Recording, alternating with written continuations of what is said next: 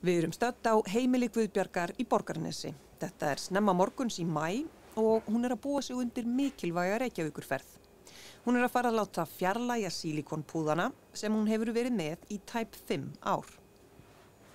Ertu stressuð?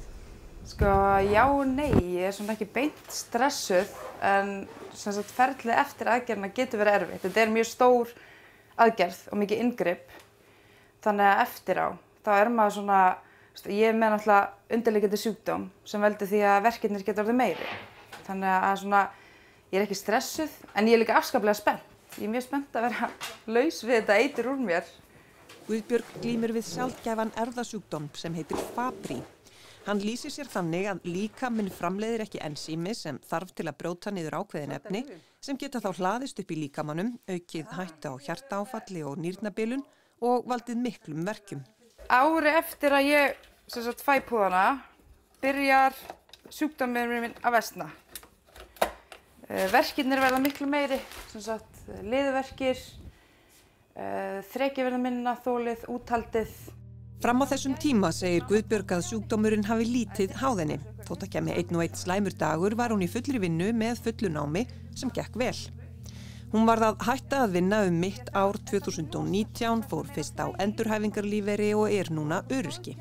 En hvenær tengdur þú það við brjóstapúðana? Sko, það er bara nýlega sem ég tengi það við það, því að allar sem ég hef talað við segja það að verkirnir og skemmdirnar og allt þetta byrja ári eftir. Já. Og þá fyrir ég að horfa, hvenær versnaði sjúkdómurinn minn? Jú, ári eftir ég fékk sílíkon. Lengi framan af var sílíkon álitið líffræðilega hlutlaust efni og því algerlega óskaðlegt. Því að meira segja sprautað beint inn í vef áður en púðarnir komu til sögunar. Seinni tíma rannsóknir hafa hins vegar sýnt fram á að það getur haft ýmiss konar áhrif á ónæmiskerfið. Það er að koma fram núna, og ég tek að fram að við svo sem vitum ekki allt, að þeir eða þær sem eru með sögu sjálfsofnæmi eða ofnæmi eða jáfnvel bara fjölskyldusögu, að það virðist vera frekar úr þeim hópi sem koma upp konur með vandamál. Þó að ég sé nú kannski að komast á þá skoðun að þetta sé útbreiddara heldur en verður til þess að konur leiti læknis. Kristján hefur fengið til sín í meðferð mjög veikar konur sem hafa sumar náð heilsu aftur eftir að hafa losnað við púðana. Guðbjörg bindur vonir við að endurheimta að minnstakosti eitthvað af sínu þreki.